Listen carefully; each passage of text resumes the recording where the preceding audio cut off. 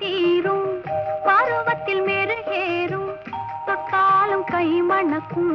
தொட்ட இடம் பூ மணக்கும்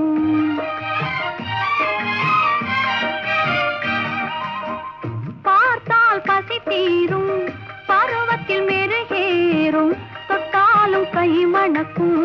தொட்ட இடம் பூ மணக்கும் பார்த்தால் பசி தீரும்